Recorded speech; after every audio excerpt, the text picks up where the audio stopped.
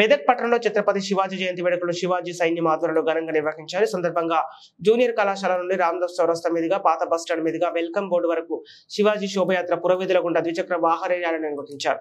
ఈ ర్యాలీలో మెదక్ ఎమ్మెల్యే మైనంపల్లి రోహిత్రావు పాల్గొన్నారు. శివాజీ విగ్రహానికి శివాజీ కమిటీ సైన్యం సభ్యులు డాక్టర్ మైనంపల్లి రోహిత్ పూలమాల వేసి నివాళులు అర్పించారు.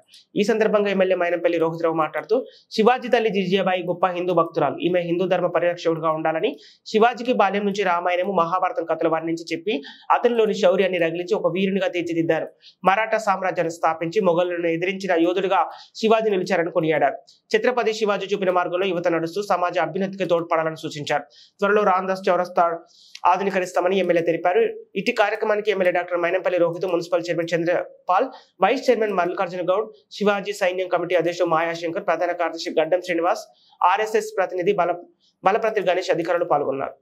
పనిచేయాలని నేను స్టాండింగ్ కౌన్సిల్ సందర్భంగా మీ అందరికీ కూడా పేరు పేరున విజ్ఞప్తి చేస్తా ఉన్నాను.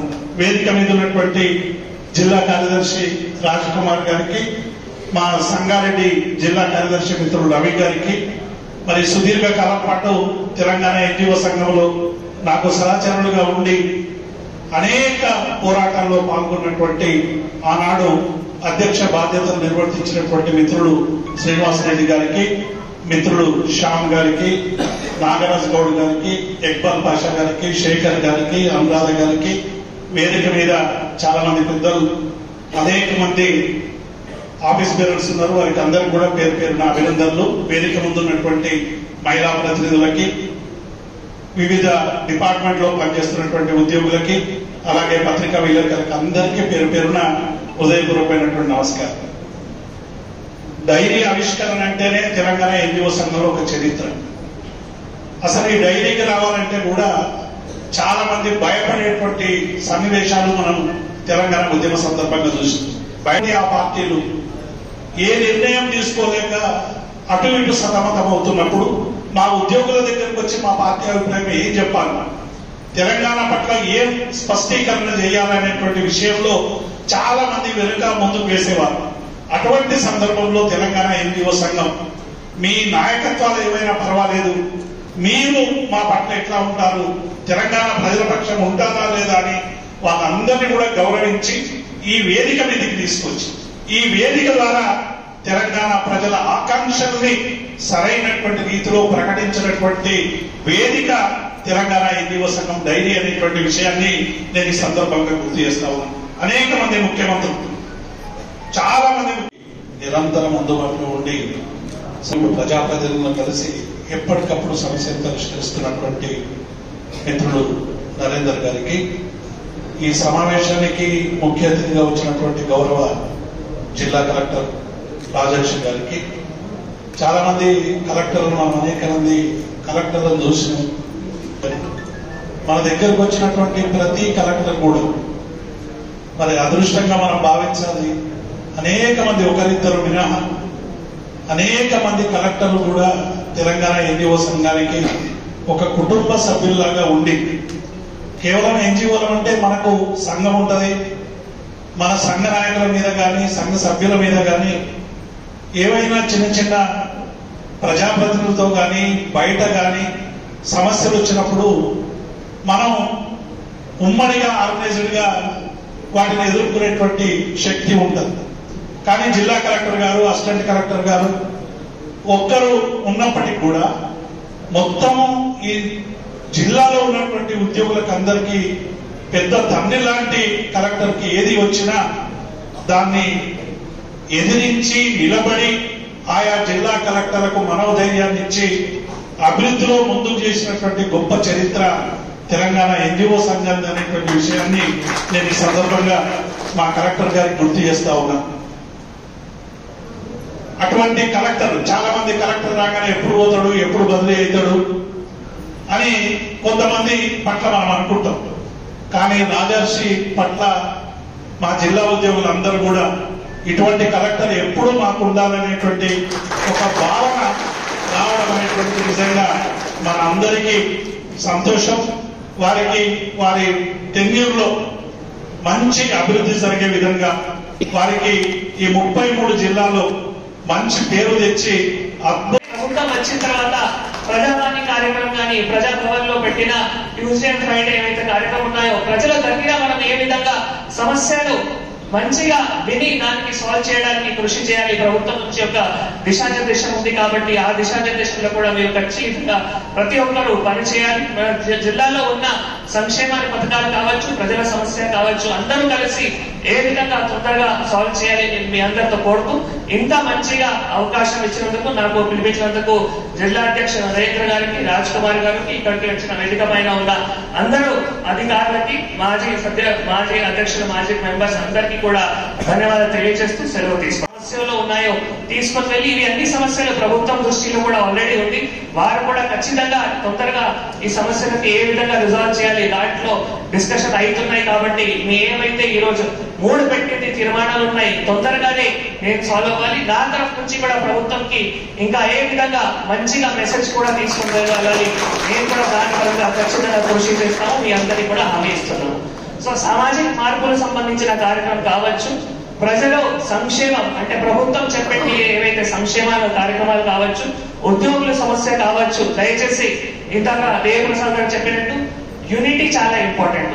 మనం అందరము మధ్యలో ఒక యూనిటీ ఉంటే ఏమైనా కార్యక్రమం అంటే మీ ఉద్యోగుల సమస్య కావచ్చు దాంట్లో యూనిటీ ఉంటే చాలా ఇంపార్టెంట్. ప్రభుత్వం చెప్పింది సంక్షేమ పథకాలు కావచ్చు దాంట్లో ఉన్న యూనిటీ చాలా ఇంపార్టెంట్. సామాజిక మార్పులకు సంబంధించిన ఏమైనా కార్యక్రమం ఉండొచ్చు దాంట్లో యూనిటీ చాలా ఇంపార్టెంట్. సో దయచేసి మీ అసోసియేషన్ లో ఏవైతే యూనిటీ ఉంది ఆ యూనిటీ ఖచ్చితంగా కొనసాగాలి. ఇంకా యూనిటీ మీరు స్ట్రెంథెన్ చేయాలి. మీ అసోసియేషన్ ఇంకా మనం ఏవైతే పునర్వైభవం ఇందాక దేవప్రసాద్ గారు చెప్పారు ఆ పునర్వైభవం కూడా మళ్ళీ మీరు తీసుకొని రావాలి. అన్ని ఫీల్డ్స్ లో మీరు మంచిగా ఇదే దిశలో వెళ్తే మీ పునర్వైభవం కూడా ఖచ్చితంగా వస్తాయి. నేను మీ అందరితో కూడా ఆశిస్తున్నాము, నేను మీ అందరితో కూడా కోరుతున్నాము.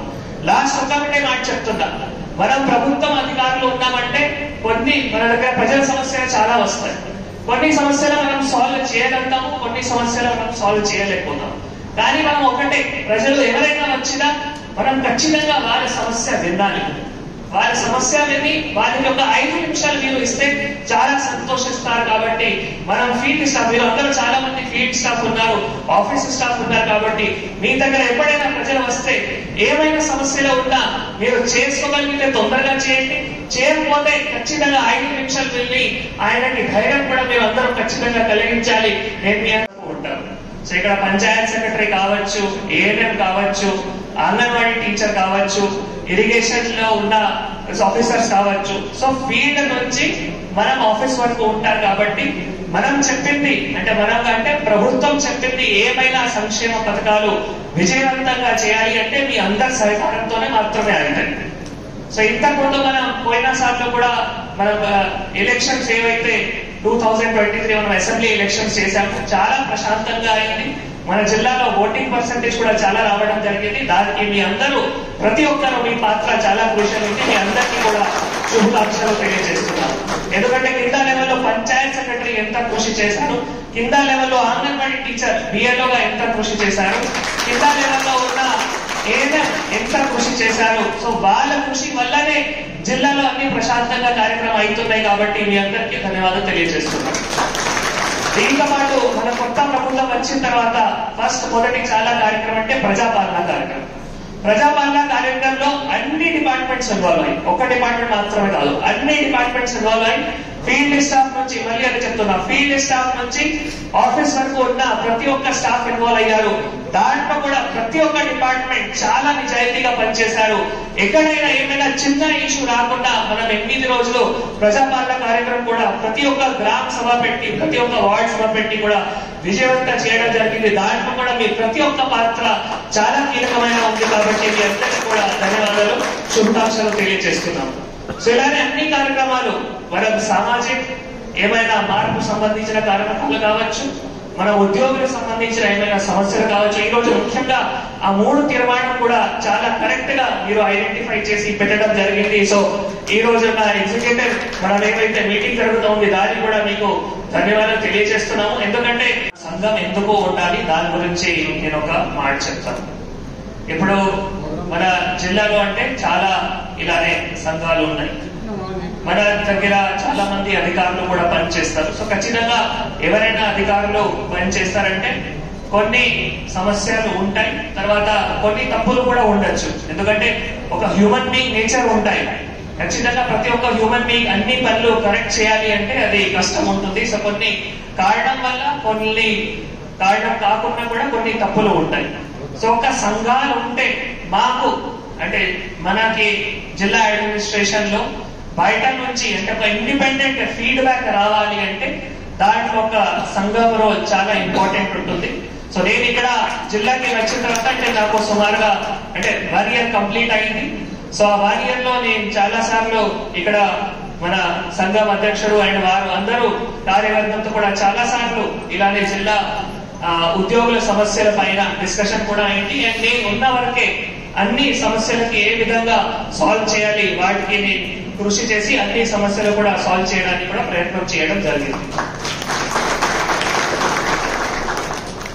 తర్వాత ఈ భవన్ లోనే కూడా నేను చాలా యాక్టివిటీస్ కూడా వారు పిలిపించిన మేరకు చాలా యాక్టివిటీస్ లో కూడా పాల్గొనడం జరిగింది. ముఖ్యంగా మన ఇందాక శ్రీనివాస్ రెడ్డి గారు చెప్పినట్టు సామాజిక విషయం పైన కూడా ఇక్కడ మన మెదక్ సంఘాలు చాలా యాక్టివిటీస్ చేస్తున్నాయి. మొన్న విమెన్ డే సెలబ్రేషన్ కావచ్చు, తర్వాత మనం ఎలక్షన్స్ కమిషన్ సంబంధించినప్పుడు స్వీప్ యాక్టివిటీ కావచ్చు, తర్వాత ఇక్కడే మనం పదవి తరగతి విద్యార్థులకి మోటివేషనల్ క్లాసెస్ కూడా కావచ్చు. సో అన్ని సామాజిక ఈ కార్యక్రమంలో కూడా ఇక్కడ మెదక్ జిల్లా సంఘం ముందుగా ఉంది కాబట్టి వారు మొత్తం సంఘంకి కూడా నేను ధన్యవాదాలు, శుభాకాంక్షలు కూడా తెలియజేస్తాను. ముఖ్యంగా మన సంఘంలో ఉన్న అందరూ అధికారులు ఫీల్డ్ ఇనాగ్రేషన్ కార్యక్రమం మరియు స్టాండింగ్ కౌన్సిల్ సమావేశం కార్యక్రమంకి సభా అధ్యక్షత నిర్వహిస్తూ మెదక్ జిల్లా టీఎన్జిఓస్ ప్రెసిడెంట్ నరేందర్ గారికి, మన మెదక్ జిల్లా టీఎన్జిఓ సెక్రటరీ రాజ్ కుమార్ గారికి, వేదిక పైన ఉన్న వారందరూ కార్యవర్గంకి, ఇంతకుముందు ఇక్కడ జిల్లాలో పనిచేసి మరి సెంట్రల్ యూనియన్ లో కూడా లీడర్ అని చాలా చక్కగా టీఎన్జిఓస్ చరిత్ర గురించి చెప్పిన గౌరవ దేవి ప్రసాద్ గారికి, మాజీ అధ్యక్షుడు గౌరవ శ్రీనివాస్ రెడ్డి గారికి, శ్యామరావు గారికి, వేదిక పైన ఉన్న ఆల్ ఎగ్జిక్యూటివ్ కమిటీ మెంబర్స్ కి, అన్ని యూనిట్ నుంచి వచ్చిన అధికారులకి, వేదిక ముందు ఉన్న అధికారులకి అందరికీ, ప్రెస్ మీడియా మిత్రులకి అందరికీ శుభాకాంక్షలు తెలియజేస్తున్నాను.